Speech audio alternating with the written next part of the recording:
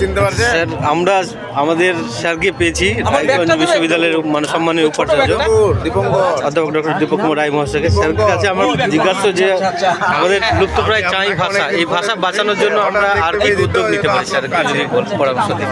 দেখি চিনতে পারছে না, ভুলে গেছে। এই স্টল একটা প্রতিটি স্টল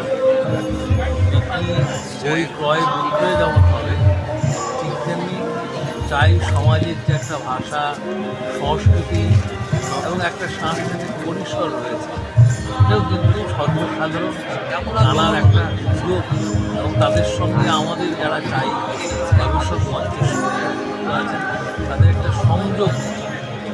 এই সম্মিলনের মধ্য দিয়ে বইমেলার যে আদান প্রদান, তার মধ্যে দিয়ে আমাদের আইডেন্টিটি, এটাও একটা আমাদের বলা চলে চাই গবেষক মঞ্চে চাই ভাষার অস্তিত্ব রক্ষা, চাই আইডেন্টিটি অস্তিত্ব রক্ষার একটা সংগ্রামের একটা অংশ, এবং এর মধ্য দিয়ে একটা প্রচার প্রসার এবং আরও নতুন নতুন ভাবনার পাশাপাশি অনেক পাবলিশার এসেছেন, তাদের নতুন নতুন অনেক বই রয়েছে, এবং সেই ভাবনাগুলোর সঙ্গে চাই গবেষক মঞ্চে যদি তুলনা করা যায়, তাহলে আমরা আমাদের কোথায় খামতি রয়েছে, আমরা আমাদের আরও কী কী করতে পারি, এই ভাবনা চিন্তাগুলো স্বাভাবিকভাবে এবং সাহিত্য সৃজনের মধ্য দিয়ে এ ধরনের উৎসাহ সহযোগিতার মধ্যে দিয়ে চাই গবেষক মঞ্চ যেমন এগিয়ে যাবে, তেমনি চাই ভাষায় আরও লেখালেখি, আরও বিভিন্ন ধরনের গ্রন্থ প্রণয়নের চিন্তার সংকল্প সেই বইমেলা থেকে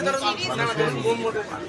এবং সেদিক থেকে স্টল এই ধরনের একটা বই ক্রয় বিক্রয় এবং বইমেলায়, মালদা জেলা বইমেলা আয়োজন আমাদের নতুন। ধন্যবাদ স্যার। হ্যাঁ আচ্ছা